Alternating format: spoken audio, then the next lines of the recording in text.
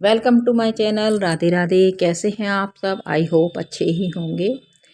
तो ये है आज के श्रृंगार दर्शन। देखिए आज मेरे लड्डू गोपाल कितने क्यूट लग रहे हैं। ये ड्रेस मैंने अपने हाथ से बनाई है, जो कि देखने में बहुत ही प्यारी लग रही है। तो इसका वीडियो मैंने आपके साथ शेयर किया हुआ है। और अभी 25 तारीख को मेरे लड्डू गोपाल का बर्थडे आने वाला है, तो मैं उनके लिए नई ड्रेस बनाऊंगी। तो आइए कुछ बातें जान लेते हैं कि जैसे कि लड्डू गोपाल यदि आपके घर में हैं तो हमें भी कुछ बातों का ध्यान रखना चाहिए। तो जो बातें मैं ध्यान रखती हूँ, जिन नियमों का मैं पालन करती हूँ, और तो वो मैं आपके साथ शेयर कर रही हूँ। भोग प्रसाद के रूप में भी मैंने इनको दूध और ड्राई फ्रूट वगैरह दे दिया है, जैसे कि सर्दियाँ हैं। तो इससे पहले मैं कहना चाहूँगी, यदि आपको मेरा वीडियो अच्छा लगता है तो प्लीज़ एक लाइक करेंगे और चैनल को सब्सक्राइब करें और प्यारा सा कमेंट करें कि आपको मेरा वीडियो कैसा लगा, और मेरे साथ चैनल पर जुड़े, जिससे कि आपको भी कान्हा जी से संबंधित कुछ जानकारी मिल सके। तो चलिए जानते हैं लड्डू गोपाल रखने के कुछ नियम। तो यदि आपके घर में भी लड्डू गोपाल हैं, देखिए मौसम के हिसाब से उनकी सेवा कीजिए। जैसे कि अब सर्दियाँ आ गई हैं, तो सर्दियों में आप उनका ध्यान एक बच्चे की तरह रखिए। जैसे आप सर्दियों में सुबह उन्हें, गर्मियों में आप उन्हें 5 बजे उठाती हैं, तो आप सर्दियों में उन्हें 7 बजे उठाइएगा। जैसे कि हम लेट उठते हैं, तो थोड़ा लड्डू गोपाल को भी थोड़ा लेट ही उठाएंगे। तो ये तो रही थी उन्हें उठाने की बात। और उठाने के बाद उन्हें बाल भोग अवश्य ही दीजिए, उन्हें दूध का भोग अवश्य ही लगाइए। तो मेरे मंदिर में भी इसी तरह से राधा कृष्ण की मूर्ति रखी हुई है। तो और लड्डू गोपाल में मेरे एक छोटे बाबू हैं, एक बड़े बाबू हैं। तो ये 2 लड्डू गोपाल मैं रखती हूँ, जिनकी मैं सेवा करती हूँ। तो इस तरह से ये तो रही सर्दियों में उन्हें उठाने की बात। और उनको एक मतलब दूध का भोग अवश्य ही दीजिए सुबह उठाने के बाद।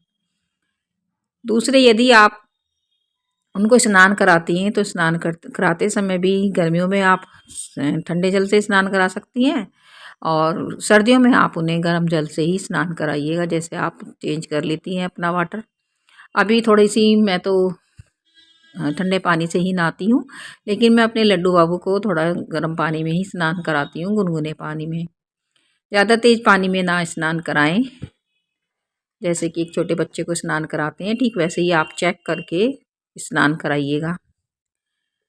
तो और ये तुलसी पत्र है। तुलसी पत्र के बिना भगवान भोजन स्वीकार नहीं करते, भोग स्वीकार नहीं करते। इसका आप प्रयोग अवश्य ही करिए। स्नान के बाद बचे हुए जल को आप क्या करें, स्नान के बाद बचे हुए जल को आप पेड़ पौधों में डाल दीजिए। उसे कभी भी सिंक में नहीं बहाना चाहिए। इससे हमें पाप लगता है और लड्डू गोपाल की सेवा का पूरा फल हमें नहीं मिल पाता। तो ये तो है उनके स्नान की बात। अब जो बच्ची मतलब तुलसा हम रोज़ चढ़ाते हैं, उसका क्या करें? तुलसा जो हम चढ़ाते हैं, देखिए उसको आप चाय के रूप में स्वीकार कर लीजिए, मतलब चाय में डालकर आप पी सकते हैं। लेकिन जब आप चाय की पत्ती छानें, तो उसमें से तुलसा निकाल कर आप क्या करें कि उन्हें किसी पेड़ पौधों में डाल दें, या फिर आप उन्हें सलाने की सामग्री में रख दें सुखाने के बाद। तो इससे ना हमें पाप नहीं लगता और लड्डू गोपाल को भी अच्छा लगता है, क्योंकि तुलसा जो है लक्ष्मी का ही रूप होती है। तो ये तो रही थी तुलसा जी की बात। और जो ये हम दूध वगैरह उनको अर्पण करते हैं, इसे आप चाय के रूप में इस्तेमाल कर सकते हैं। तो चाय के रूप में आप इसे पी लीजिए, इससे ना सबको ये प्रसाद मिल जाता है। और स्नान का जो जल होता है, उसको भी आप चन्नामृत के रूप में पी सकते हैं और पूरे परिवार को पिला सकते हैं। तो ये चन्नामृत को कभी भी मत फेंकिएगा। थोड़ा सा, जैसे कि अब आप सोच रहे होंगे कि चन्नामृत कैसे, देखिए इन्हें 3 तरह से स्नान कराया जाता है, पंचामृत से, फलों के रस से और गंगा जल से। तो जो पंचामृत से स्नान कराते हैं, सबसे पहले उसको आप प्रसाद के रूप में स्वीकार कर लीजिए, इसको पी लीजिए और पूरे परिवार को पिलाइए। तो वो नुकसान नहीं देता, क्योंकि उसमें घी दूध से ही शहद होता है। और यदि आप गंगा जल और पानी से स्नान करा रही हैं, तो उसको भी आप पी सकती हैं और पूरे परिवार को पिला सकती हैं, क्योंकि वो चन्नामृत का होता है, उसे सिंक में नहीं बहाना चाहिए। तो ये तो रही थी स्नान की बात और जल की बात।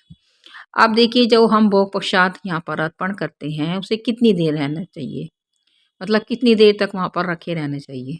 देखिए कम से कम जैसे कि आपने भोग लगाया है वहाँ पर 5 या 10 मिनट के लिए छोड़ दीजिए और उसके बाद उसे तुरंत उठा लीजिए, वरना तो कुछ चींटियाँ वगैरह जो अदर शक्तियाँ होती हैं वे इस पर आकर लग जाती हैं, तो ये फिर प्रसाद नहीं रहता। तो आप ऐसा करें, चूहे वगैरह भी लग सकते हैं, तो आप इस प्रसाद को 10 मिनट के बाद भोग लगाने के बाद उठा लीजिए और पूरे परिवार के साथ आप उसको ग्रहण कीजिए। तो ये एक अमृत बन जाता है। जैसे आप खाने का भोग लगा रही हैं तो उसे खाने में मिला दीजिए, यदि आप ड्राई फ्रूट वगैरह का भोग लगा रही हैं तो सभी बच्चों को देकर खाएं।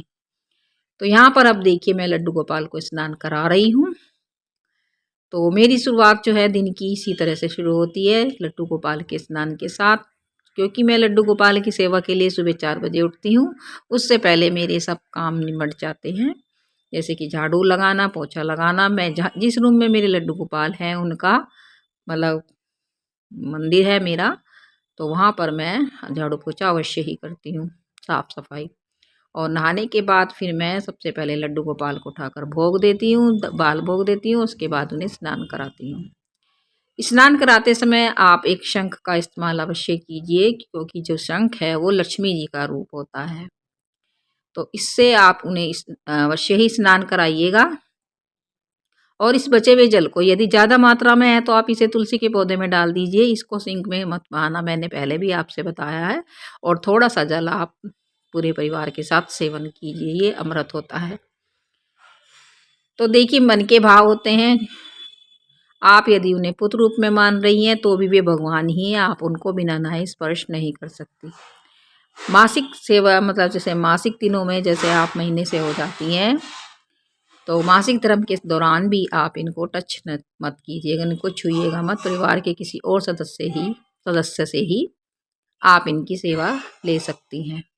आप केवल इनका नाम का जाप करते रहिए और दूसरे से करवा सकती हैं, अपनी बेटी से, अपने बेटे से, या फिर आप अपने पति से भी करवा सकती हैं।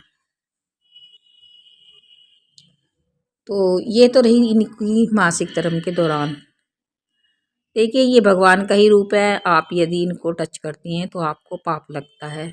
मेरा तो ऐसा मानना है कि जो पुरानी जो रीति रिवाज हैं कि हमें मासिक धर्म के दौरान पूजा अर्चना नहीं करनी चाहिए, उनको हमें फॉलो करना चाहिए। तो इससे पवित्रता बनी रहती है, आप इन्हें बिल्कुल भी टच मत करिए। देखा गया है, मैंने कई वीडियो में देखा है कि ये बताते हैं कि हम तो इन्हें छू लेते हैं मासिक धर्म के अनुसार भी, ये हमारे पुत्र हैं। देखिए पुत्र रूप में ज़रूर हैं, लेकिन ये है तो भगवान ही।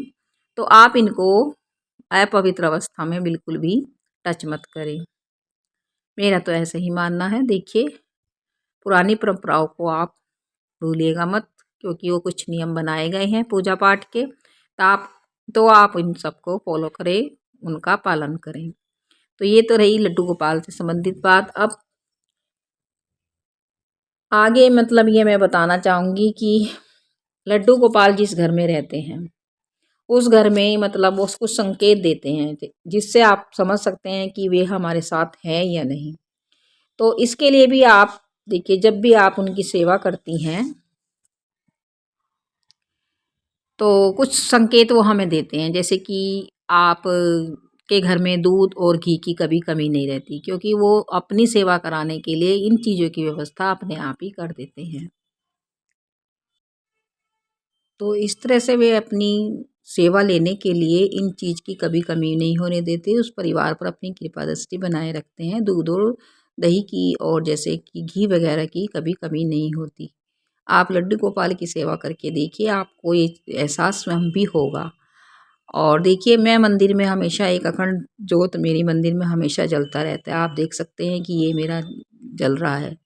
तो इस दीपक को आप अवश्य ही जलाइएगा। देखिए इस दीपक को जलाने से आपको एहसास होगा कि भगवान हमारे साथ रहते हैं। तो पूरे दिन मेरे यहाँ ये दीपक जलता रहता है। चाहे आप इसको आप तिल के तेल का जला सकती हैं, देखिए वो कोई महंगा नहीं होता। आप सोचते होंगे कि महंगाई के ज़माने में पूरा दिन कैसे जले, लेकिन देखिए मैं यहाँ पर ये तिल का तेल ही जलाती हूँ, तिल के तेल का दीपक। और देखिए मेरे लड्डू गोपाल हमेशा मुझे मुस्कुराते हुए महसूस होते हैं। मैं थोड़ी बहुत सेवा इन्हें मानसिक भी देती हूँ, और तो कहते हैं कि शारीरिक सेवा से मानसिक सेवा बहुत अच्छी होती है। तो यदि आप कहीं बाहर जा रहे हैं तो आप इनको मानसिक रूप से लेकर जाइएगा। मेरा तो ऐसा मानना है, इन्हें कभी भी परेशान मत करिएगा और इन्हें एक ही स्थान पर रहने दीजिए। और जब कहीं आप बाहर जाएं तो इनको जैसे अकेला मत छोड़िएगा, घर में एक सदस्य का होना ज़रूरी है। तो यहाँ पर मैं इनको कभी अकेला नहीं छोड़ती हूँ। और सर्दियों में एक बात और मैं बताना चाहूँगी कि सर्दियों में आप केसरी चंदन का इस्तेमाल न करें, वो ठंडा होता है। तो मैं यहाँ पर सूखे चंदन को ही घोल कर यहाँ पर लगा देती हूँ उनको, या आप सूखे चंदन का भी इस्तेमाल कर सकती हैं। तो एक गोपी चंदन आता है केसर युक्त, तो मैं उसी का इस्तेमाल करती हूँ। और लड्डू गोपाल जिस घर में होते हैं वहाँ पर एक तुलसी का पौधा होना भी बहुत ज़रूरी है। देखिए, कहते हैं कृष्ण के एक भजन में आता है, श्री कृष्ण मेरे अंगना में आए देखत तुलसा बहुत हर्ष आए, यम के दूत मेरे अंगना में आए देखत तुलसा बहुत घबराए। तो तुलसी के भजन में ये 2 लाइनें आती हैं। मैं कभी आपको ये भजन भी शेयर करूँगी। कार्तिक के दिनों में मैं ये तुलसी भजन हमेशा गाती हूँ। तो इस तरह से तुलसा होना बहुत ज़रूरी है। जिस घर में तुलसी जी होती है उस घर में ना कभी यम के दूत प्रवेश नहीं करते, इसलिए तुलसी का पौधा आप अवश्य ही लगाइएगा। तो यहाँ पर मैं आपको कोई छोटा-सा वीडियो शेयर कर रही हूँ कि मैं उनके लिए घी कैसे बनाती हूँ, मक्खन कैसे बनाती हूँ। तो ये देखिए मेरी 1 हफ़्ते की मिलाई है। मैं हमेशा 2 किलो दूध लेती हूँ, तो उसमें से मेरी काफ़ी मलाई इकट्ठी हो जाती है। तो मैं इस तरह से फेंट कर इससे जल्दी से निकल आता है। और ये माखन मैंने कान्हा जी के लिए निकाल दिया है, बाकी बचे हुए को मैं घी बना लूँगी। ये देखिए मैं यहाँ पे घी बना रही हूँ। इस तरह से देख सकते हैं आप, मेरे पास पौन किलो ये शुद्ध देसी घी निकल आया है और ये लेफ़्ट ओवर है, इसका ये मावा है, जिसे मैं मावे के रूप में इस्तेमाल करूँगी। कुछ मिठाई वगैरह बना लूँगी। और ये 1 लोटा मेरे पास चाय बन के आई है। तो इस तरह से ये तीनों चीज़ ही मेरे उपयोग की हैं। मैं इसमें कढ़ी वगैरह बना लूँगी।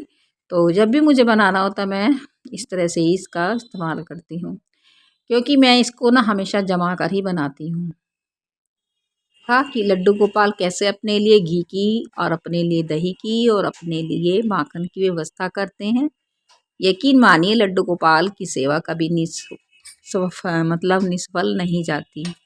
आप इनकी सेवा करके देखिए और अपने भगवान के रूप में इन्हें मानिए, चाहे पुत्र रूप में आपसे एक इनके साथ एक संबंध बनाइएगा।